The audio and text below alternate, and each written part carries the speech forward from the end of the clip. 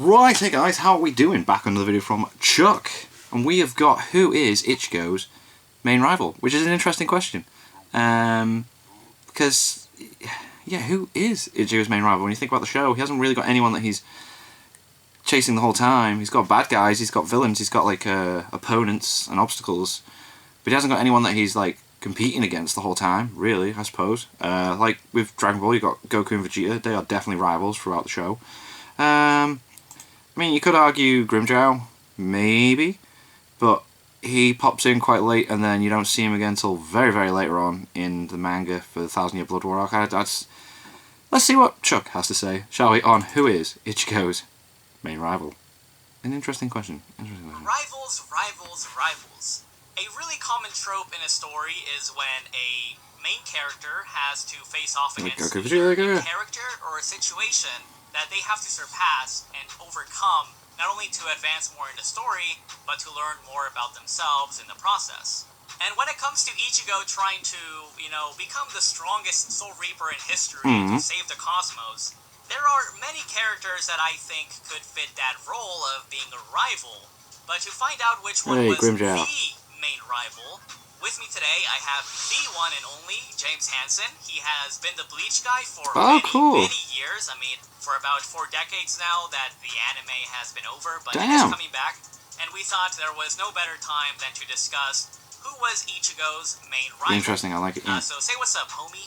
Yeah, thanks for making me feel old in that regard.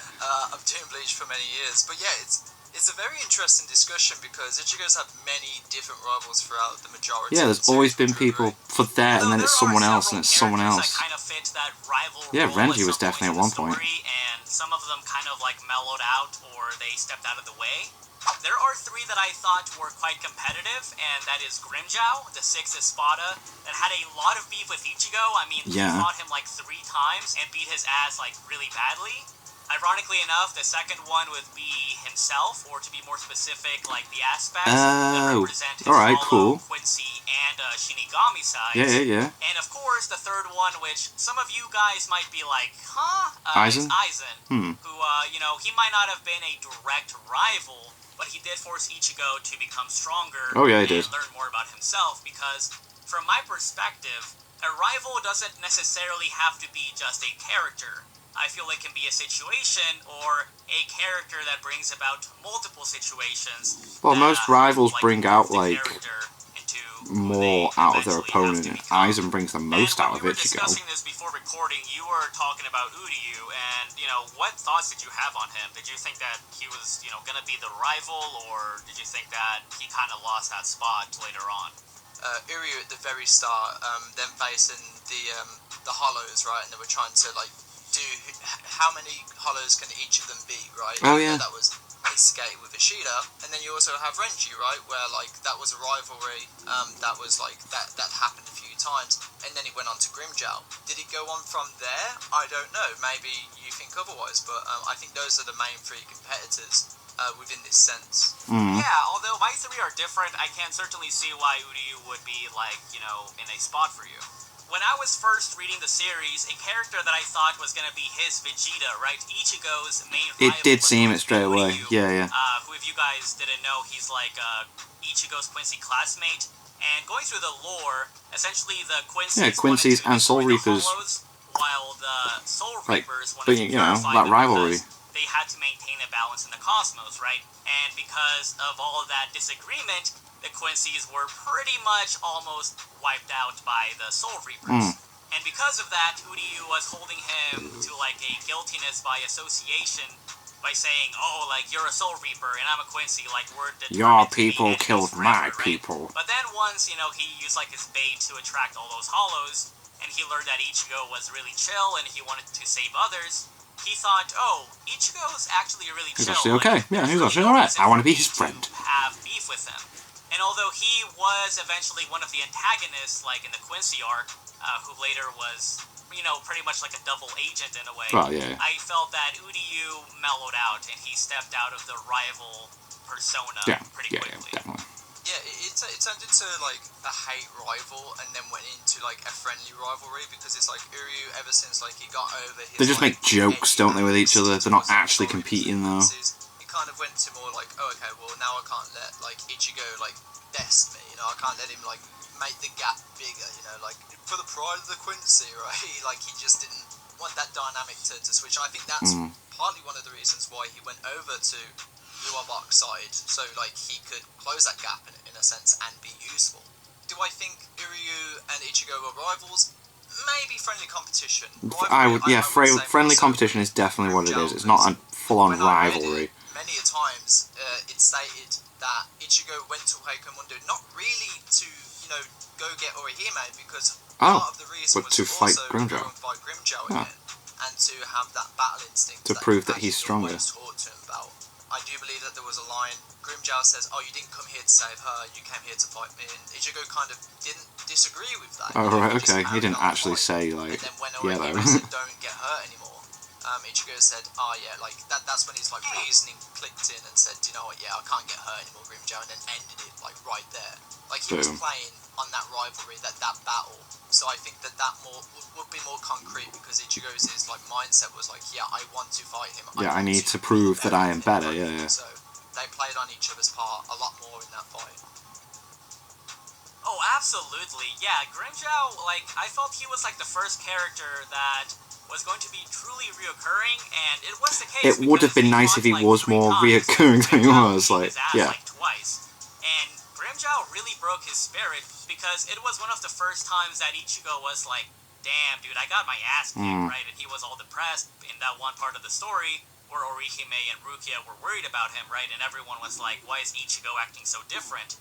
And that was one of the times when Ichigo felt truly powerless, like he couldn't do anything. And I did want to expand on what you said, you know, that when they finally fought each other in Las Noches, Grimmjow said, yeah, you came here to save your girl, but you also came here to kick ass, right? Like, you wanted to dominate, like, don't even hesitate. Ichigo likes a good fight. No, we're here to kill each other.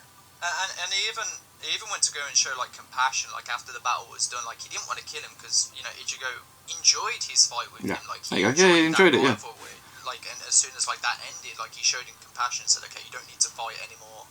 You know, just chill, man. And then came in with his... Oh, yeah, and then the other guy comes in and just, like, slices him, yeah. But, again, like, everyone in the community, you know, I don't think anyone can deny that they want a, you know, an Ichigo versus Grimmjow part 4. Is it, part 4? Like, everyone wants that, and hopefully we get it. Like, that'd be cool. Second release, yo? Yo. Oh, absolutely. That looks sick. Like, I'd love to see that. But, yeah, like, because that'd be class. the interactions between them both within the Quincy arc really still represent that rivalry. It was cool when he popped up. Oh my god. And the cool thing is that even though Grimmjow did hate his guts, he still had some respect for him, because he was like, I'm gonna make sure that you get healed up so I can fight you at your best, so that we can both fight each other at our top shape, right? And this does bring to mind, like, the whole conflict that Ichigo had with the Holification, which was greatly amplified by Grimmjow's battle with him. In regards to the Holification process, when Ichigo fought Byakuya, he felt that it was not how he wanted to win. He looks so sick, man. Always looks so sick when he's, like, half holified. He thought it was like a bad omen and a power of destruction that really had nothing, like, you know, positive about it. And I guess, just on a tangent here, like with Aang, the Avatar, The Last Airbender, I felt that the hollow side for Ichigo was kind of like the fire element for Aang, because he learned that it was really destructive when he heard Katara, and kind of like how Ichigo heard Uryu and snapped out of control. He was like, that's not who I am. Like, what is this? But then in the encounter with Grimmjow and Ulquiorra, he had to accept that this is a part of me. Yeah, it's like, this is something I have to try and accept and learn to control. Like, I should not be rejecting it, but I do have to keep it under control. There you go, yeah. And just really quickly, although I may not consider Ulquiorra to be like as big of a rival as Grimmjow, I would put him in a similar pedestal, because in his own way, he also pushed Ichigo to accept that he is a hollow, and that he has to learn to hone in on the skills that he has from it. And really quickly, I wanted to mention Renji, because I felt that he was kind of a rival at first, because he was one of the characters that was but then Ichigo's fizzled way out to be part of the group.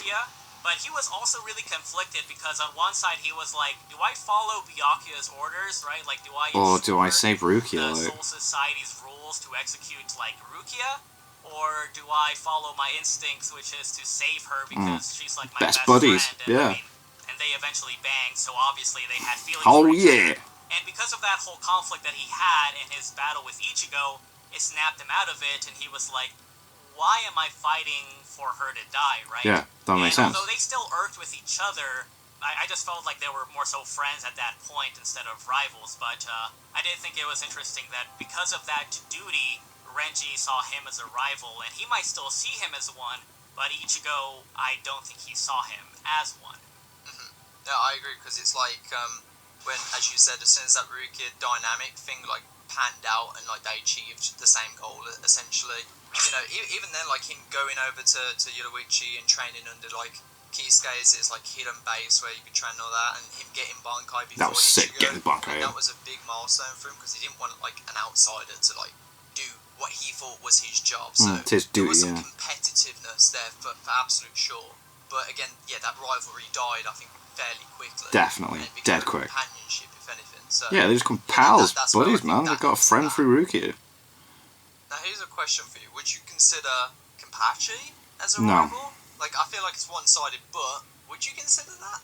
Oh, dude, yeah. I mean, Kenpachi, I felt that he He's was an obstacle. one of the characters that really made Ichigo feel a lot of desperation, because he got stabbed and he's like, damn, am I just gonna die here? Am I not gonna be able to save my friends? Like, is this GG?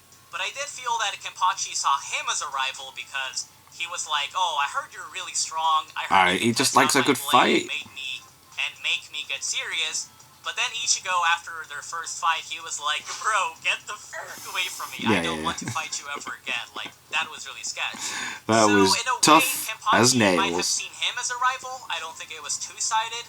But I do think that, you know, Unohana does, like, portray this even more, because when she refers to Kenpachi's power, she says, there are, like, characters, there are people that can challenge you.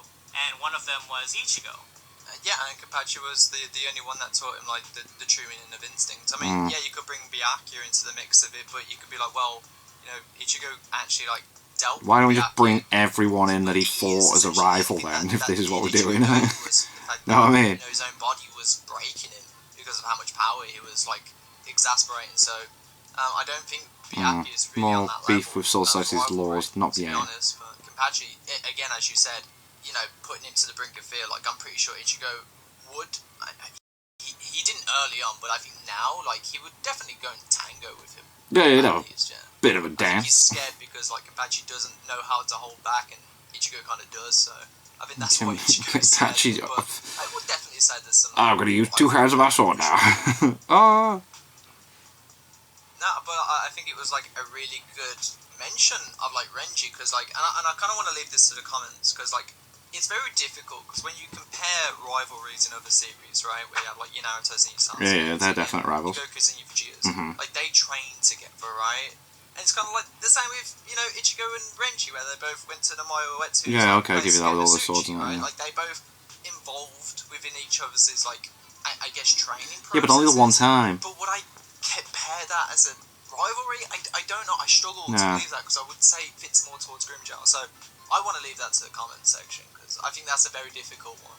And that's the problem, I think. I don't know if Goku feels the same way against, like, Vegeta, for example. Like, is a rival, like, one-sided, or does it have to be both sides of the coin?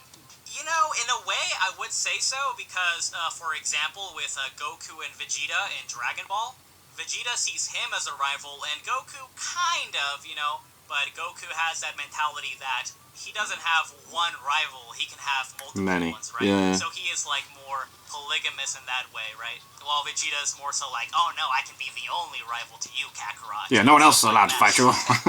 But to really establish a rivalry, I think it has to be more so two-sided, and maybe it doesn't have to be like, oh, I really hate this guy, I really want to fight him. I felt that it could be more so of like, I have to defeat this other person to move on to the next one, right? Like, both characters have that in mind, or would you, like, just not count that as a rivalry at all?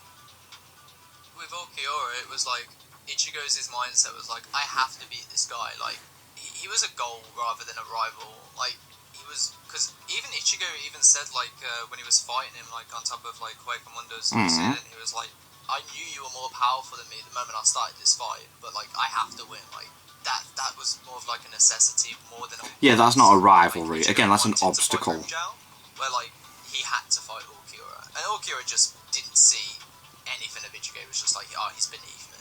If anything, like his dedication and perseverance is what annoyed him the most, and that's why he was so focused on Ichigo as well. So. Absolutely, and with Grimmjow, he had more personal gain because he was like, yo, this Ichigo guy keeps looking at me like he's better than me. Yeah, right? I'm gonna wipe that smoke off his face. Like, why is he still so happy? For sure. That's why Grimmjow kept the scar on his body, and he told Orihime not to heal it, because like... Oh, was, yeah! A Reminder. So Yeah. that's a nice touch from Kubo. Sick, yeah, I like that. Character. Like, he doesn't fight because of Aizen, he fights because he enjoys it, right? He wants to be the king of Lost Notches, you know, like... Yeah, for sure. Grimmjow was basically like, I just want to beat the hell out of everyone, and this does bring to mind, like, how he basically broke Ichigo apart, like, not only physically, but also mentally. And Ulquiorra did as well. But with, you know, these ass beatings that Ichigo got, he was able to abandon this fear of his hollow side and helped him embrace, you know, all these aspects of him. And like in the Dongai, in order to beat Aizen, he had to accept his hollow side and let himself be stabbed. Because that would represent that he trusts his own power. He trusts himself, and he does not fear it any longer. I mean, you could take it that way. I would have said more of like he's scared of what he can do, or he's scared of like losing himself. Losing control, yeah. Like, if you take into consideration like, oh, if you fail, I'll take over. I think it was that he believed that he didn't feel like he'd be strong enough to retake himself again. But again, it's not already too far gone. Really. Yeah, that's another good way of putting it, that he did like not want to lose himself completely. However, I feel it is really common that a character has to overcome their fears and to learn more about themselves and come to terms with who they are. But I felt that Ichigo had more turmoil than other characters because I am my he own had to bad overcome guy. himself in multiple ways, multiple times, because he has all of these aspects of him, right? First, he had to come to terms with his Shinigami side against Byakuya, then his hollow side with Shinji's training and the battles with the Espada, until he had to finally learn more about his Quincy ancestry to beat Yuha, and eventually use all of them in unison. And this Which is is where it gets absolutely more complicated sick. because if you want to like talk about like on the way to the journey, on the way to the end, then I would say that he was his own rival. But then once he like learned to accept them and learned that these people aren't other extensions of me, they are me. Yeah. That is when he became the boss, and in a way, he was no longer his own rival. So, like, do you feel that himself being a rival would make sense, or not really? If anything, he suppressed himself, right? So it's not like he sought out to beat them, in a way, because he kind of just, like, ignored them. But I like how they're not just agreeing with each other in this video. It's quite cool. At the end of it, can just consider them friends, right? And that were, like, a part of him. Is struggling against yourself your rival? I don't know, it's a difficult one. And that was just conquering them. And then later on, he had to be one with them, so, you know. There was always that power dynamic that he just couldn't like grasp, right? This does follow up to like a really good point as well, because in a way, who was the one that really pushed Ichigo to learn about himself? I think that was Aizen, right? And I felt that Aizen might have had more so a one-sided rivalry with Ichigo. Maybe not directly or personally, like he wasn't like, oh, I have to defeat. He put everything in motion though, didn't he? Person I want to beat, right? I thought it was more so like he wanted someone to push him to make him want to better himself and to challenge his power. But Aizen had more so of a personal beef with, as I said, Kisuke. But everyone had some sort of conflict with him, but he didn't see them as important, right? But with Ichigo, he was like, I did all this planning so that you could become as powerful as I needed you to be. Yeah, so I could test myself properly. Yeah. Now, was this rivalry Grimmjow level? No. But I still think it was quite significant. Definitely. Yeah, it is an interesting one because villains, I mean, look at Grimmjow for example, villains can be, or enemies can eventually become rivals. So, I mean, in the Blood Bowl when they're all fighting you are Bark, right? It's like, can Ichigo and Aizen be considered rivals at that point? It's difficult because we don't really get much aftermath or much story afterwards. So it's difficult to actually tell. keep, yeah, they do the work together. Like, as you said, Urahara, Aizen definitely rivals through and through. Like, he wanted so hard to be, you know, the best he was in terms of the scientific side of things and understanding how the world worked. Maybe.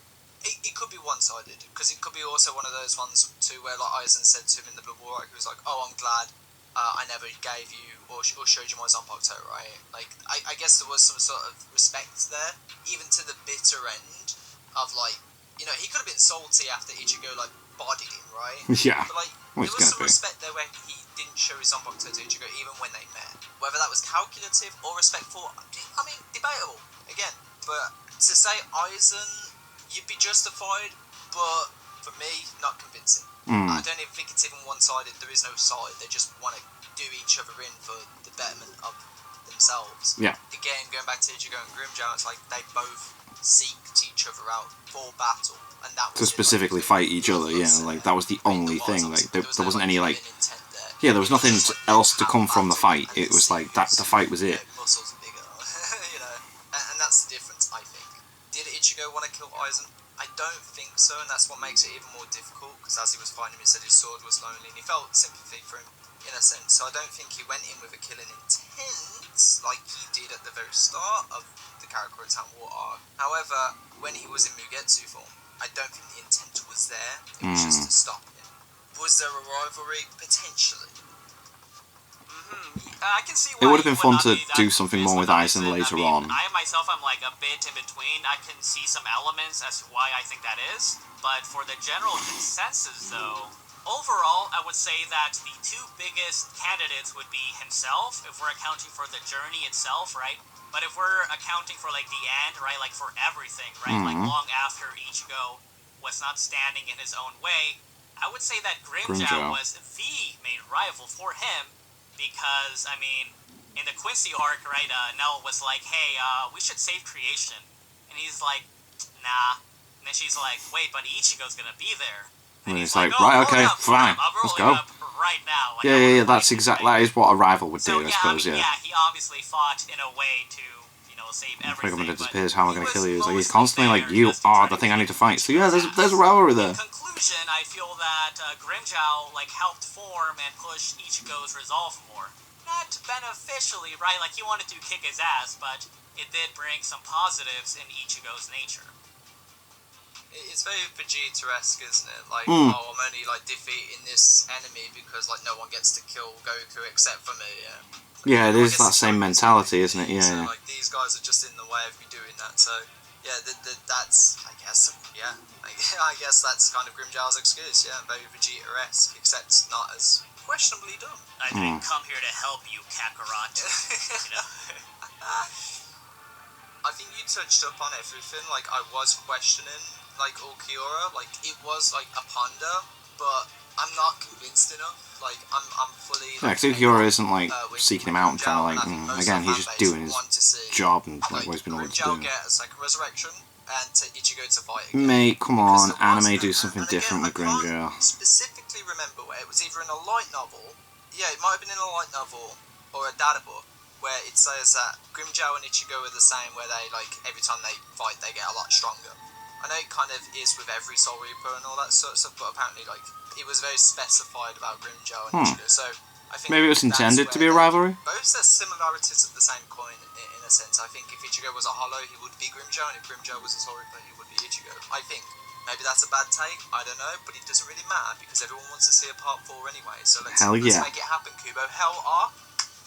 Make it happen. Let's do it. Bro, let me see that second stage evolution. Hell yes. They need to bring that in for like the battle with Askin, dude, or whoever they make him fight. But yeah, I mean, Grimmjow is just an amazing character. I love him. Yeah, I would definitely say like he is literally white Ichigo as a Hollow, like in front of him, because he was the manifestation of white in a sense.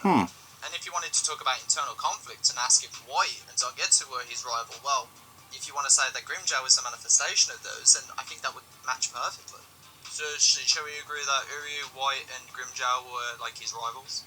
Aizen, very questionable. However, I'm not gonna like disagree with you, because again, like there's definitely some clear indications there. Uryu, White, and Grimmjow definitely is my 3.